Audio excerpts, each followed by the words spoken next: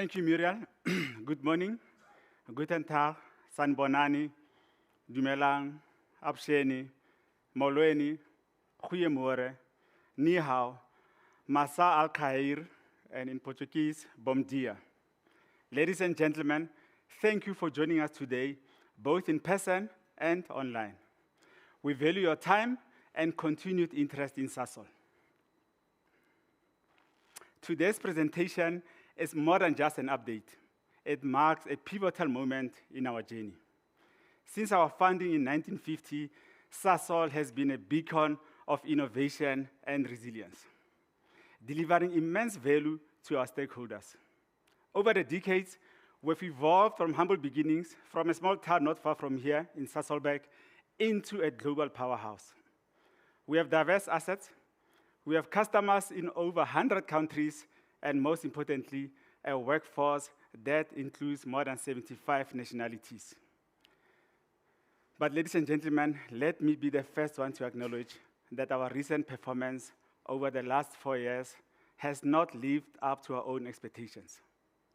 Today, we'll discuss how we are fundamentally reshaping Sasol's performance to deliver value, and we are positioning the company for sustainable growth. Recently, at the half-year results, I emphasized that our journey is like running a marathon, not a sprint. Just like marathon runners, we must prepare ourselves thoroughly. We must pace ourselves wisely, and we must maintain an unwavering focus on our goal. Team Sasol stands before you today, fully committed to this transformative journey. We understand the challenges ahead. We've already implemented decisive actions to address them with robust solutions and measurable plans. We are dedicated to restoring the path forward, and we appreciate your support during this pivotal moment. Thank you for being an integral part of this journey. At Sasol, safety is the foundation of everything that we do. We have to ensure that everyone goes home safely to their loved ones, whether it be our own employees, service providers, or anyone that interacts with our facilities and operations must go home safely. Today, my executive team and I will share the turnaround plans focused over the next 3 years. We're going to detail how we're navigating the current environment. We'll also demonstrate the progress that we've made over the last year. We'll also share the milestones that are going to deliver shareholder value. We'll not only be limited ourselves by discussing only the next 3 years, we will also share a vision for transforming Sasol into the future. Sasol has a solid foundation with the potential to generate enhanced value. Over the past few months, we've taken a hard look at what has held us back. We've also identified the levers that we need to address to deliver value. So why should we believe that this time is different? Well, we've developed clear plans and targets. We've already seen some real traction, and today we get to share some of that progress with you that we've made over the last year. As a company, we are also thinking about our future. Our inherent flexibility to adopt alongside our customers positions Sasol for transformation and long-term competitiveness. We will share some of our ideas with you later.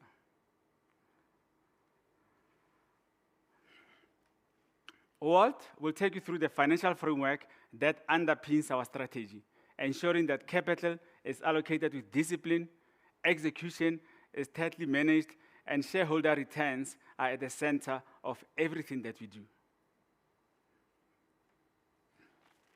You'll recall that at the half-year results, I articulated our strategic pillars to strengthen our business and build a sustainable future Sasol. In Southern Africa, we are focused on addressing 3 priorities: feedstock quality, operations reliability, and cost efficiency. These, together with the initiatives by our marketing team, ably led by Christian Herman on my left, will make sure and it will enable us to deliver a break-even price of $50 per barrel by financial year 28. In international chemicals, Anche is doing a valiant job for us there. She's going to concentrate on a reset and turnaround, aiming to improve our EBITDA margins to more than 15% through the cycle. As we strengthen our foundation, we are also exploring opportunities to transform into a more sustainable business. We are focusing on delivering value, reducing our carbon intensity, and addressing the terminal value concerns of the South African business.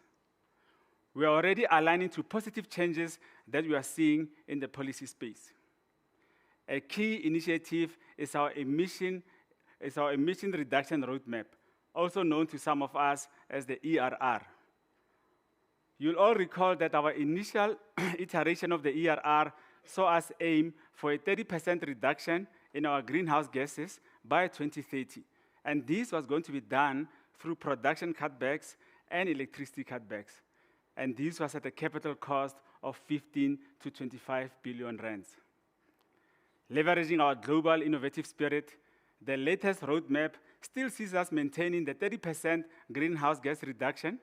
However, what we have now done, the capital cost is at a much reduced 4 to 7 billion rands, and this with no turn down.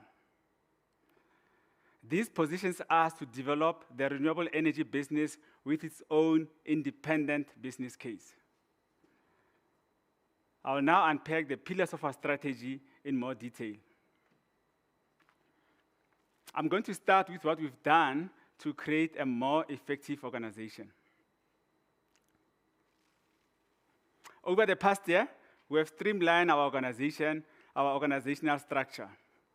We have redefined our business operating model, and we've realigned it into international chemicals as well as Southern Africa energy and chemicals.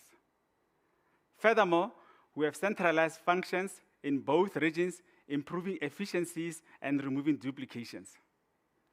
At the executive level, we've established clear accountabilities, and this enhanced oversight has strengthened our focus and ownership and delivery, which is already improving performance. This approach allows us to maintain a strong focus on both the current operations and future growth initiatives. I believe we've struck the right balance in our leadership team. We have brought in external talent to inject fresh perspective and challenge the status quo, while also elevating experienced individuals who understand the complexity of our business. This combination of both new insight and institutional experience creates a powerful dynamic, one that positions us to lead with greater clarity, to make better decisions, and build a Sasol that delivers and grows. At the center of our agile organization is our people, the driving force behind Sasol's 75-year legacy of innovation and resilience. Day after day, month after month, year after year, decade after decade, we have nurtured a culture where our people have driven to shape a business that is highly ambitious with a globally unique value proposition. Let us now turn our focus to our international chemical business. Over the past few years, our international business has been lagging our peers. Our goal is to really align this business with the high standards of performance that we have historically achieved. We are implementing a comprehensive research strategy that is going to reset the business, enhance our market position, and drive sustainable growth. In this business, we aim to be post-cash before financing costs this financial year. We are committed to achieving an EBITDA margin of 15% through the cycle by financial year 28. We are committed to establishing a resilient business regardless of the macroeconomic shifts that we are going to face along the way. International chemicals will grow value due to self-help measures, but there will be some market support. Closer to the end of the decade, we will consider to unlock further value from this business. This will be done through additional investments or potential portfolio plays such as unbundling, partnering, and M&A, amongst other options that we'll consider. Antje will unpack this plan in more detail. Moving over to the actions that we are taking to restore the Southern African operations, the quality of coal has deteriorated over the last 4 years. Exposure to poor coal quality has also taken a toll on our gasifier fleet at Secunda. We've previously shared with you that in December 2024, we took final investment decision on our destoning project. This will result in a step change in the performance. But this is not a single fix. We are driving a portfolio of improvements across the entire value chain. Furthermore, we are driving a culture of cost consciousness and disciplined spending without sacrificing both asset integrity and safety. As our operations stabilize and improve in both plant reliability and coal quality, we are expected to see Secunda Operations restored to their full performance, reaching above 7.4 million tons a year. Victor Bester will go into more details. Let us now take this moment and address the grow and transform pillar. The energy transition has been a major driver of the global agenda over the past 5 years. South Africa is already undergoing an energy transformation that will redefine our economy, and Sasol is well positioned to champion our nation's just energy transition. We also know that the pace won't be uniform, as it is affected by political shifts, energy security concerns, and inflationary pressures. Our approach to greenhouse gas reduction addresses both value creation and carbon intensity reduction. While the road ahead may be uneven, we are resolute in our goal. Our strategy is agile, resilient, and most importantly, responsive to change. This supports our customers and the communities that we serve. By focusing on executable projects and areas where we have a clear right to win, we are building a sustainable business that will deliver shareholder value. On this front, we are not starting from scratch. We've already made good progress. We have secured more than 750 megawatts of power purchase agreements, and we will look to scale our renewable businesses. With more than 2 gigawatts of internal captive demand, we can develop a self-built renewable energy projects that align with our broader decarbonization goals. We will transition alongside our customers as the demand for sustainable chemicals and aviation fuels develops. As the aviation industry transitions, we see significant potential in sustainable aviation fuels. We have the people, the assets, the technology, the expertise to scale production. However, this must be done when the time is right. We cannot be ahead of the market. Sasol is also expanding the window for South Africa's transition to LNG. We've already extended the gas production plateau to financial year 28. You'll recall that the previous date was FY26, and we've now extended that to FY28. And recently, we also announced a methane-rich gas bridging solution that will extend this window to financial year 30. So this gives the country enough time to transition to LNG. In the face of a complex transition, we have a compelling value proposition to protect the South African investment case well into the future. Sarushan will provide more detail on the grow and transform pillar. As I've outlined, our strategy will position us to be profitable and competitive business going forward. We are targeting an adjusted EBITDA of up to 71 billion rands by financial year 28 through focused management interventions and actions. This will enable us to deleverage the balance sheet and will reduce with a net debt target of below $3 billion. We are applying disciplined capital allocation, ensuring it is returns-driven and aligned with our strategic priorities. This discipline is key to maintaining our competitiveness and sustained value creation. We are operating in a world which is shaped by geopolitical tensions, global supply disruption, and shifting trade dynamics. This operating reality is placing pressure on both producers and consumers alike.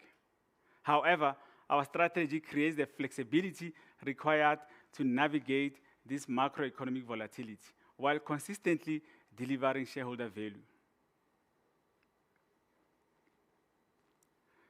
To summarize this section of my presentation, let me restate that we are reshaping Sasol into a business that delivers strong and resilient performance, even in an uncertain world. Our priority is to strengthen the foundation in the near term. Our targets are underpinned by credible and executable plans that build on the unique capabilities of our business. International Chemicals is an excellent business that holds significant promise for us. With the business fundamentals having been reset, as I said earlier, closer to the end of the decade, we will consider further options to unlock value.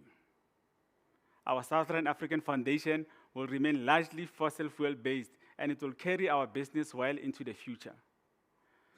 This strong foundation is key, and it will provide a platform for our growth and transformation. We've already started and are already making progress on building sustainable business that will grow and inherently decarbonize Sasol.